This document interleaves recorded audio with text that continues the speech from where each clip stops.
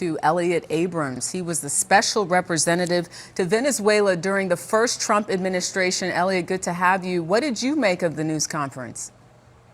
A lot of surprises, not about the removal of Maduro, but the idea that the Secretary of State was speaking with Maduro's vice president and they hadn't talked to Maria Corina Machado, the leader of the opposition. Then the president went on to say that Maria Corina Machado, the Nobel Prize winner, lacked the respect to run Venezuela. In fact, she and Edmundo Gonzalez got 70% in last year's election. So I don't know where that information is coming to the president from. And we're all, I think, completely up in the air about this question of running Venezuela. What does that mean? Does it mean troops? I don't think so. Does it mean opening the U.S. embassy? Sure. Does it mean cooperating? Sure. But he left it in a situation where I think a lot of Venezuelans are going to be pretty unhappy.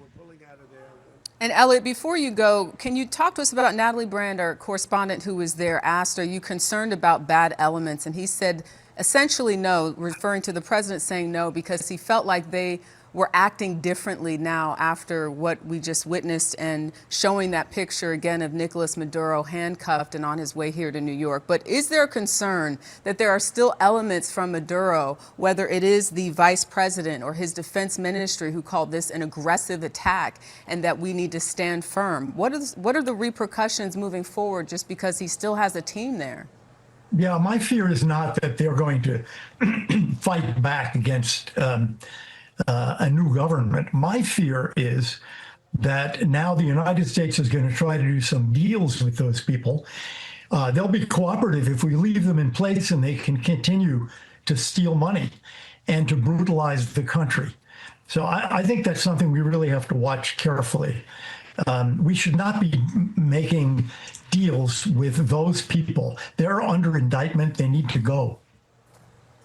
All right, Elliot Abrams, thank you. I want to bring in CBS News correspondent Lilia Luciano. You heard those comments. I know you spoke to Machado not too long ago, and he basically said she doesn't have the respect. Also, Lily, if we could touch on the oil. I mean, here's a president saying this was about drug cartels, but acknowledging that U.S. companies will be coming in, spending billions of dollars, he said, on infrastructure in hopes of making the Venezuelan people rich and also benefiting from that. Jerika, this is one of the biggest fears of Venezuelans who are in exile or abroad. The people who were expecting this day anxiously and who were expecting that it would be the leader of the opposition, the person who brought that Venezuelan voters, as I saw on election day on the ground in Venezuela, to rise to power. That even though Edmundo Gonzalez Urrutia is who won that election, because Maria Corina Machado was banned from running, that it would be her who would be working with the United States and who the United States would support. What Elliot was saying, I can't stress how important this is for every Venezuelan who was expecting that a regime change would mean that the opposition would rise to power, how different the scenario would be.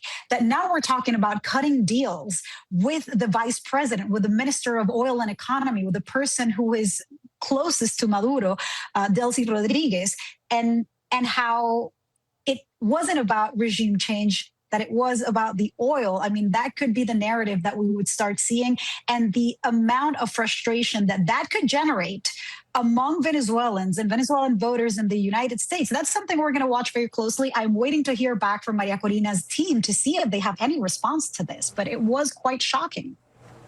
Indeed it was, and to hear again that the administration has been in talks, it sounds like, with Delcy Rodriguez, the vice president there of Venezuela. Again, the president signaling that she is saying early on, at least, that she